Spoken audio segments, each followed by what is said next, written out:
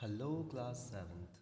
Welcome to your lecture number 2 of chapter number 1 in teachers. Okay, so in our last class we were on page number 2. Okay, so let's quickly revise what we have studied in our last class. Last class में बच्चों हमने क्या सीखा था? बस इतना सा पढ़ा था कि नेचुरल नंबर्स कौन कौन से होते हैं जो 1 से स्टार्ट होते हैं और इन्फिनिटी तक जाते हैं, उसको हम शॉर्ट में ऐसे भी लिख सकते हैं। इस स्क्वायर ब्रैकेट का मतलब होता है 1 को भी लेना है, जो लेफ्ट साइड में है उसको भी लेना है, मतलब ये भी इसकी कैटेगरी में आता है। तो 1 से लेके इन्फिनिटी तक जो नंबर होते हैं उनको हम क्या बोलते हैं? नेचुरल नंबर्स, क्योंकि जो काउंटिंग नंबर्स होते हैं अपने नेचुरली वो सभी क्या होते हैं? नेचुरल नंबर्स होते हैं। फिर हमने पढ़ा था होल नंबर्स क्या होते हैं। होल नंबर्स बिलोंग्स टू, इस सिंबल का मतलब बिलोंग्स टू 0 से लेके इन्फिनिटी। तो इन दोनों में बस यही फ़र्क है कि होल नंबर में 0 भी आता है, ठीक है, और नेचुरल नंबर में की काउंटिंग कहाँ से शुरू होती है? 1 से इन्फिनिटी तक, और होल नंबर की 0 से इन्फिनिटी तक। Then integers, integers belongs to, integers में कौन कौन आ गया बच्चों? माइनस वाले नंबर्स भी सारे आ गए, ठीक है। नेगेटिव नेचुरल नंबर्स भी आ गए, 0 भी आ गया, प्लस पॉजिटिव नेचुरल नंबर्स भी आ गए। इसलिए इंटीजर्स कहाँ से कहाँ तक होते हैं? माइनस इन्फिनिटी से प्लस इन्फिनिटी तक। इन्फिनिटी कब यूज़ करते हैं? जब हमको पता नहीं होता कि गिनती कहाँ पे ख़त्म होगी, काउंटिंग कहाँ पे ख़त्म होगी। तो ये जो सेट था वो नेचुरल नंबर का सेट था। ये कौन सा सेट था? होल नंबर्स का सेट था। और ये कौन सा सेट है? इंटीजर्स का सेट है। इंटीजर को हम Z, कैपिटल Z से भी रिप्रेजेंट करते हैं, कैपिटल I से भी रिप्रेजेंट कर सकते हैं। और फिर हमने सीखा था कि सिक्स क्लास में भी हमने चीज़ सीखी थी कि नंबर लाइन में हम नेगेटिव इंटीजर्स को कहाँ अरेंज करते हैं? लेफ्ट साइड में। किस तरह से करते हैं? -1, 0 के बाद -1, -2, -3, -4, इस तरह से टिल माइनस इन्फिनिटी, और इधर इस तरफ प्लस इन्फिनिटी तक काउंटिंग जाती है, ठीक है। सो इतना बच्चों हम पढ़ चुके थे। So today will start from here. ये सभी हमारी छोटी क्लासों का ही रिवीजन है। छोटी क्लासों में भी हमने पढ़ा है प्रीडिसेसर। प्रीडिसेसर मतलब बच्चों इसके जस्ट पहले वाला नंबर। जैसे अगर हम काउंटिंग की बात करें तो 2 का प्रीडिसेसर कौन है? 1, क्योंकि 2 से पहले क्या आता है? 1। तो जो प से पहले, प से प्रीडिसेसर, ठीक है, जो पहले आता है ना, उसको हम क्या कहते हैं? प्रीडिसेसर। या फिर सिंपली अगर मुझे पता करना है कि इसके पहले कौन सा नंबर आएगा, जैसे आपको बहुत बड़ा नंबर बता दिया जाए 1,33,302 से पहले क्या आएगा, ठीक है, तो आप सिंपली उसमें -1 करके भी पता कर सकते हैं। जैसे आपने 4th और 3rd क्लास में किया था, आपको एक क्वेश्चन दिया जाता था, उसमें -1 करके आप पता लगाते थे कि उसका प्रीडिसेसर कौन होगा, ठीक है। तो 1 लेस देन, क्या बोल रहा है ये? 1 लेस देन, जो नंबर दिया हुआ है उसमें से 1 माइनस कर दो, then a given integer is called its predecessor, ठीक है। तो 1 माइनस करके भी हम पता लगा सकते हैं किसी भी नंबर का प्रीडिसेसर, या यूँ कहें उससे पहले काउंटिंग में कौन सा नंबर आता है। Example, predecessor of 390 is 389। Plus का 390 है तो इसका प्रीडिसेसर भी कौन होगा? प्लस का 389, मतलब 390 से पहले कौन आएगा? 389। तो 390 का प्रीडिसेसर कौन हुआ? 389 हुआ। ऐसे ही नेगेटिव इंटीजर की बच्चों बात करें, इसमें क्या होता है बच्चों? उल्टा होता है। जो प्रीडिसेसर होता है उसका जो नंबर वाला पार्ट होता है, न्यूमेरिकल पार्ट होता है, वो क्या होता है? बड़ा होता है। वैसे अगर पॉजिटिव इंटीजर की बात की जाए तो 390 का प्रीडिसेसर कौन आया? 389 आया। लेकिन जब -390 का प्रीडिसेसर पूछा गया तो क्या आया? -391। मतलब -391 छोटा होता है किससे? जो पहले आता है वो छोटा होता है, सीधी सी बात है। काउंटिंग में 1 पहले आता है तो 1 2 से छोटा है, जो बाद में आते हैं वो बड़े होते हैं, ठीक है। तो नंबर लाइन में -390 -391 के बाद आता है, तो ये क्या हो जाएगा? -390 बड़ा है, और इसका प्रीडिसेसर कौन है? -391, ठीक है। ये पहले आता है क्योंकि हम लेफ़्ट टू राइट चलते हैं, तो पहले हमको -391 मिलेगा। अगर लेफ़्ट टू राइट जाएंगे तो फिर हमको -390, फिर -389, इस तरह से मिलेगा। और ज़्यादा हम इसमें भी समझेंगे इस चीज़ को। उसके बाद बात करते हैं बच्चों सक्सेसर की। जैसे प्रीडिसेसर का मतलब होता है पहले वाला नंबर, सक्सेसर के मतलब होता है बाद वाला नंबर। ये भी हम छोटी क्लासों से पढ़ते आ रहे हैं। सक्सेसर हम मैथमेटिकली कैसे निकालते हैं? +1 करके।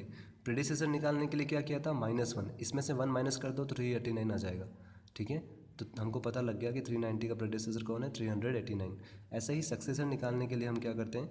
किसी भी नंबर में 1 प्लस कर देते हैं, ठीक है। So 1 more than a given integer, more मतलब प्लस करना है, ठीक है। एक ज़्यादा, किससे ज़्यादा? जो भी आपको इंटीजर दिया हुआ है उससे एक ज़्यादा, या हम जब +1 करते हैं तो जो नंबर आता है उसको हम क्या कहते हैं? Successor. Example, successor of 390 is 391। ठीक है। 390 का सक्सेसर कौन कहलाएगा? 391, क्योंकि इसके बाद कौन सा नंबर आता है? जस्ट बाद में 391 आता है। ऐसे ही अगर नेगेटिव इंटीजर की बात करें बच्चों, तो -390 का सक्सेसर कौन कहलाएगा? -389। इसमें उल्टा होता है, जो जिसका न्यूमेरिकल पार्ट बड़ा होता है वो एक्चुअल में छोटा होता है, ठीक है। जिसमें भी माइनस साइन आ जाता है तो -389 इसके बाद में आएगा, तो -389 -390 से बड़ा होगा, ठीक है बच्चों। तो ये तो बात थी प्रीडिसेसर और सक्सेसर की नेगेटिव इंटीजर के रिस्पेक्ट में। अब बात करते हैं कंपैरिजन ऑफ इंटीजर्स। कैसे पता लगाया जाए कौन सा इंटीजर बड़ा है और कौन सा इंटीजर छोटा है, ठीक है। तो उसके बारे में कुछ इंपॉर्टेंट पॉइंट्स हम पढ़ेंगे। Every positive integer is greater than the negative integer. Common sense की बात है। मैंने आपको पहले कल लास्ट क्लास में बताया था कि जब भी हम लेफ़्ट टू राइट जाते हैं तो ये इंक्रीजिंग ऑर्डर होता है, ठीक है। मतलब राइट वाला हमेशा लेफ़्ट वाले से बड़ा होगा। 2 1 से बड़ा होगा, 3 जब 2 से बड़ा है तो 1 से अपना बड़ा। जो राइट वाले नंबर होते हैं वो अपने सभी लेफ़्ट वाले नंबर से बड़े होते हैं। मतलब 3 2 से भी बड़ा है, 3 1 से भी बड़ा है, 3 0 से भी बड़ा है, 3 -5 से भी बड़ा है, 3 -1000 से भी बड़ा है, माइनस करोड़ से भी बड़ा है, ठीक है। क्योंकि वो सब इधर आएंगे, लेफ्ट साइड में आएंगे, ठीक है। So in this way we should know कि सारे पॉजिटिव इंटीजर क्या होते हैं? अपने नेगेटिव इंटीजर से बड़े होते हैं, या यूँ कहें राइट वाले नंबर लेफ़्ट वाले नंबर से बड़े होते हैं, ठीक है। नाउ 2 इज़ ग्रेटर देन -2, ठीक है। 2 -2 से बड़ा होगा। 7 -12 से बड़ा होगा। 7 जो है -12 से, क्योंकि -12 इधर कहीं लेफ्ट साइड में आएगा, ठीक है। तो किसी भी नंबर के लेफ्ट साइड में जितने भी नंबर होते हैं उन सभी से वो बड़ा होता है। 7 के लेफ्ट साइड में जो भी हैं उन सब से 7 बड़ा है। 6 के लेफ्ट साइड में जो भी हैं उन सब से 6 बड़ा है, ठीक है। -1 के लेफ्ट साइड में जो भी हैं उन सब से -1 बड़ा है। 0 के लेफ्ट साइड में जो भी हैं उन सब से 0 बड़ा है। यहाँ पे ये चीज़ लिखी हुई है।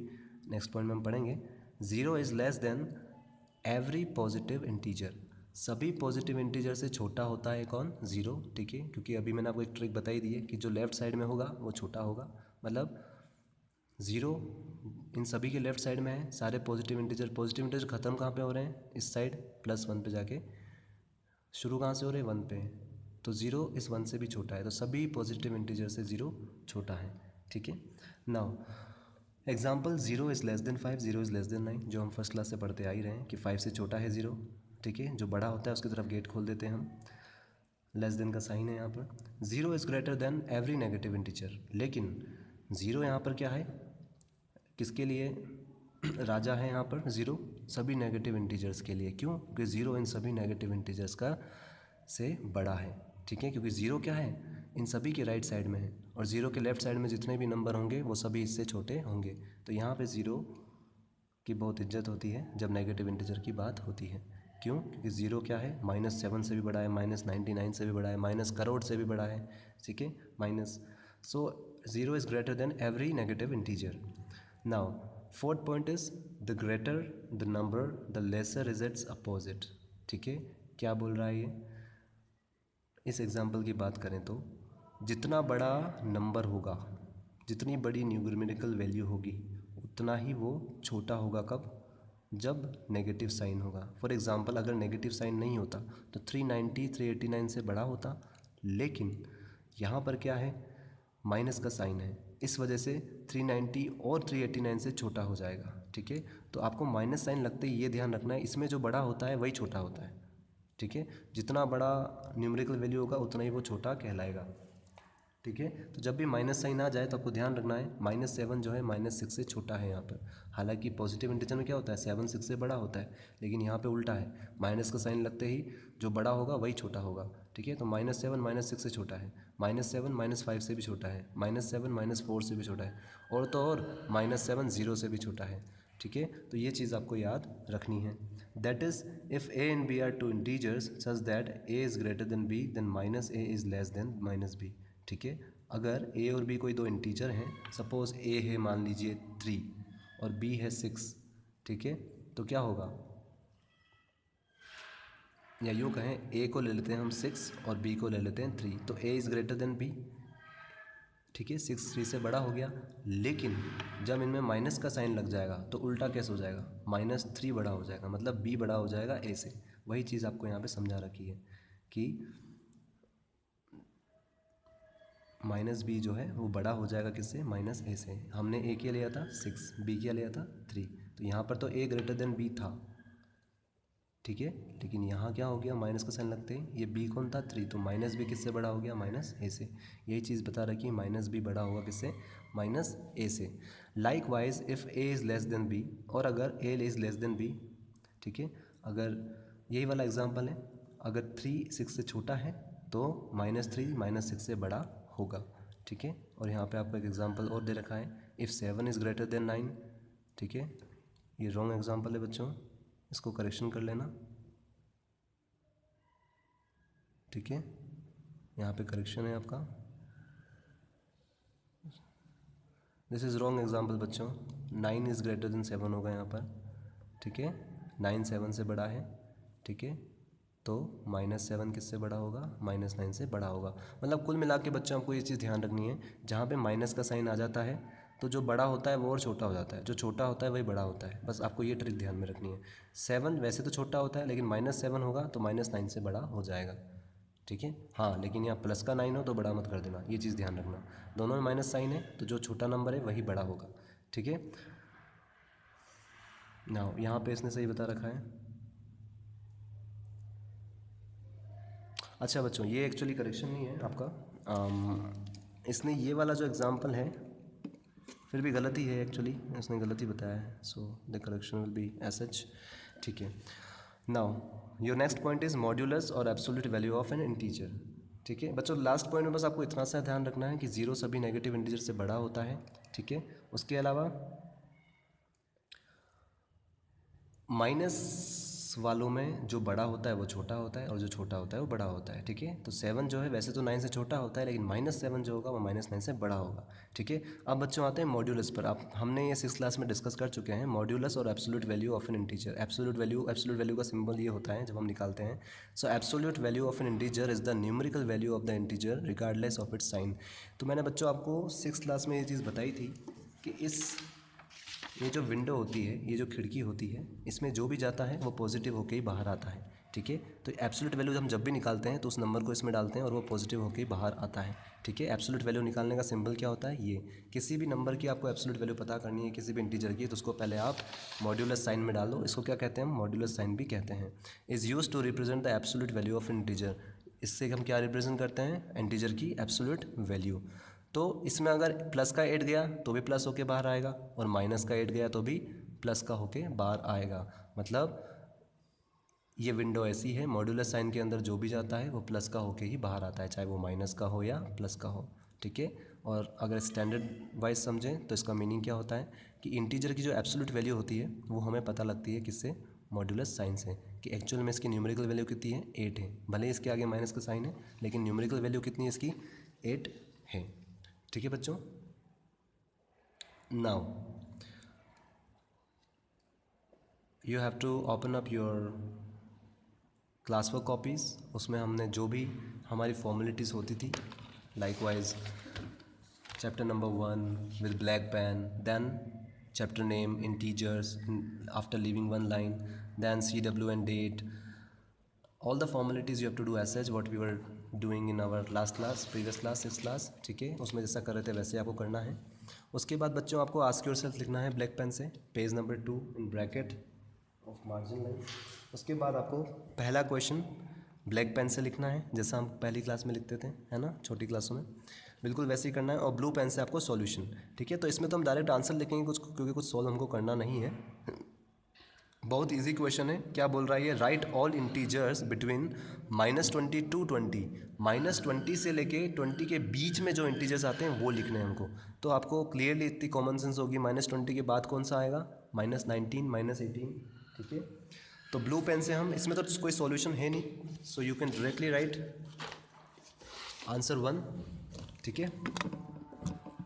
आंसर 1 आप करके लिख सकते हैं डायरेक्टली।